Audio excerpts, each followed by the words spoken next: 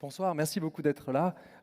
Effectivement, j'étudie les matériaux quantiques à l'École polytechnique et en particulier les matériaux qu'on dit supraconducteurs.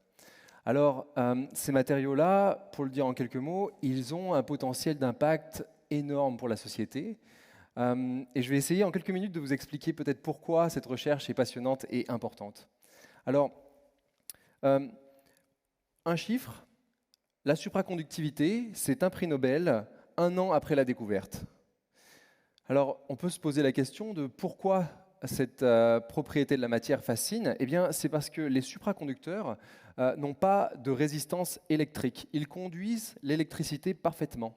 Et pour cela, il faut absolument évoquer la mécanique quantique. C'est une observation de la mécanique, c'est une propriété de la mécanique quantique qui est même observable avec vos yeux.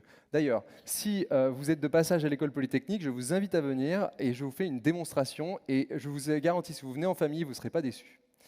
Donc, moi, ma recherche, finalement, où s'insère-t-elle? Eh bien, la question qui se pose, c'est finalement comment ces matériaux deviennent de tels, comment la supraconductivité émerge. Donc, on cherche à comprendre comment les électrons au sein des matériaux coopèrent pour donner lieu à ce phénomène émergent et surprenant qu'est la supraconductivité. Donc, finalement, c'est en répondant à cette question-là qu'on pense pouvoir un jour débloquer toutes les promesses technologiques que cela comporte. Euh, Ce que je fais finalement, c'est ce qu'on appelle de la recherche fondamentale.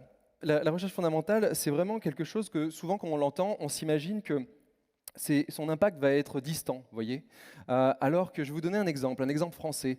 Vous avez Albert Fert, qui est un chercheur qui a son laboratoire juste à côté de l'X, qui a fait une découverte en 1980 qui s'appelle la magnétorésistance géante. Eh bien, ce phénomène de physique fondamentale, aujourd'hui, est à l'origine du fonctionnement de toutes les mémoires que vous avez dans vos téléphones, dans vos ordinateurs, et qui permet le déploiement de l'IA qu'on a entendu un peu plus tôt. Donc, la supraconductivité, on ne peut pas aujourd'hui en mesurer toute la portée, mais il y a trois applications que l'on connaît. La première, c'est de pouvoir conduire l'électricité parfaitement de l'endroit de production jusqu'à chez vous, sachant qu'aujourd'hui, il y a des pertes conséquentes. L'autre, c'est de pouvoir stocker l'énergie en termes de nouveaux types de batteries physiques. Mais la dernière, que je trouve vraiment passionnante, c'est de pouvoir produire de l'énergie abondante grâce à la fusion nucléaire. Et là où les supraconducteurs jouent un rôle, c'est qu'ils peuvent générer des champs magnétiques énormes qui vont pouvoir contenir le plasma qui est à des millions de degrés dans les réacteurs à fusion nucléaire. Donc, vous voyez, quand je parle de physique fondamentale, pour moi, je pense que c'est un pari audacieux sur l'avenir. Alors, quand je dis audacieux, ce que j'entends par là, c'est que ça prend nécessairement des investissements conséquents. Si on prend le cas de mon laboratoire, dont la construction est en train d'être terminée à l'X, on parle d'investissements en millions d'euros.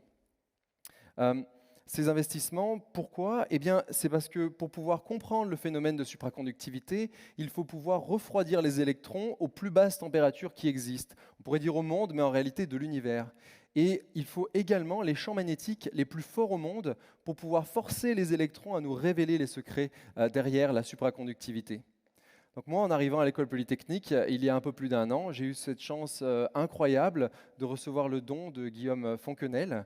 Grâce à ce don, cela nous a permis l'acquisition de deux réfrigérateurs ultra froids avec les champs magnétiques les plus forts en laboratoire en France.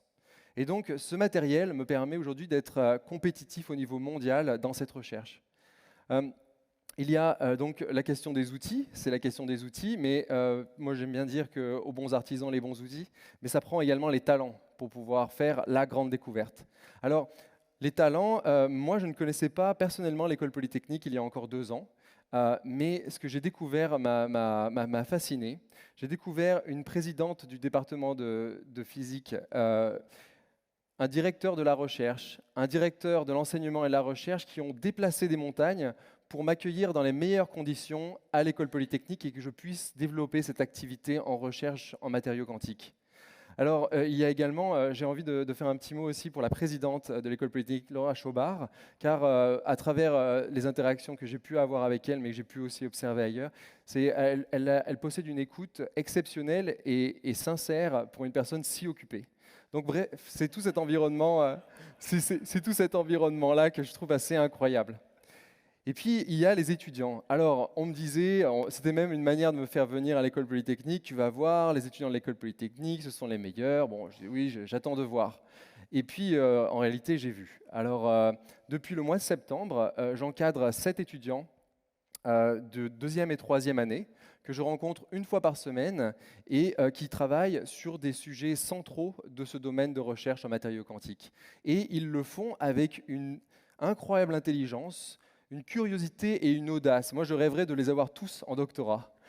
Mais effectivement, il permet de dynamiser cette recherche parce qu'en parlant de doctorants, souvent dans le système français, on a moins de doctorants que dans les autres pays. Et donc, de les avoir, c'est extrêmement précieux. Pour terminer, je vais profiter de cette anecdote pour vous dire que, effectivement, moi, j'ai vécu 10 ans en Amérique du Nord. J'ai fait mon doctorat au Canada et j'ai fait mon post-doctorat aux États-Unis, à l'Université Cornell. À l'Université Cornell, je travaillais avec un professeur qui, à chaque fois que je lui parlais de la recherche en France, il avait un petit rictus. Parce que je sais assez bien ce que beaucoup d'Américains pensent de la recherche en France.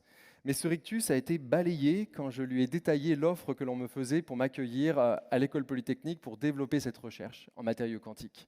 Et donc, moi, cet enseignement, ce que ça m'enseigne, c'est que finalement, la recherche à l'école polytechnique a le potentiel de faire changer le regard du monde sur nous, sur notre pays. Et le deuxième point que j'aimerais amener, juste pour conclure, c'est que si on regarde les grandes nations, on voit qu'elles investissent massivement dans la recherche fondamentale. Et nous devons en être et nous devons continuer d'en être. Et pourquoi? Eh bien, parce que investir dans la recherche fondamentale, c'est être pionnier dans des domaines de pointe. C'est de pouvoir s'offrir la capacité de repousser les limites qui vont transformer le monde de demain.